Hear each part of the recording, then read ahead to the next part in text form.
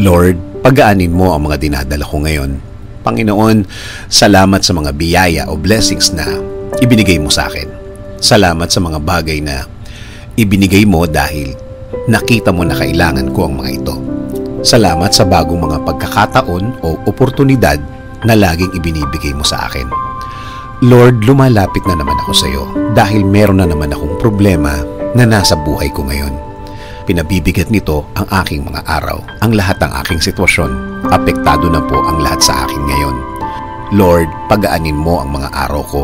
Gawin mo akong productive sa mga araw-araw ko. Gawin mo akong mas maraming magawa at mas maraming matapos sa araw na ito. Alisin mo ang lahat ng nasa dibdib at isip ko, Lord. Tulad ng dati, alam kong tutulungan mo ako ulit. Alam kong magiging maayos na naman ang lahat. Alam kong magiging magaan na naman ang mga araw na parating. Alam kong naririnig mo ako at alam kong di ako mabibigo sa aking dasal ngayon. Alam kong hinding-hindi mo ako pababayaan. Makikita at mararamdaman ko na ang mga kamay mo sa buhay ko, Lord. Alam kong ipoprovide mo na ang lahat ng tulong na kailangan ko. At tulad ng dati, ilalagay mo na naman sa way ko ang lahat ng bagay na pwedeng makatulong sa akin. Ang mga taong tamang maging impluwensya ko sa aking buhay. Salamat, salamat Lord. Dahil isinusuko ko na ang lahat. Ibinibigay ko na sa iyo ang lahat, Lord.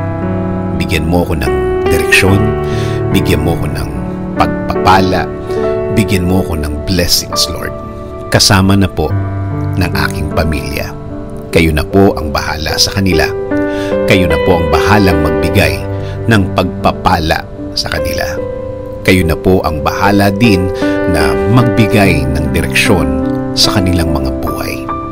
Ikaw na din po ang bahalang magbigay ng mga answered prayers sa kanila, Panginoon. Patuloy akong kakapit. Patuloy akong maniniwala. Patuloy akong huhugot ng lakas at talino sa iyo, Lord.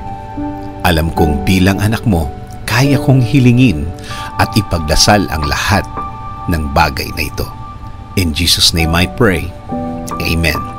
Sabi nga sa Philippians 4:6-7, do not be anxious about anything, but in every situation by prayer and petition with thanksgiving, present your requests to God, and the peace of God, which transcends all understanding, will guard your hearts and your minds in Christ Jesus.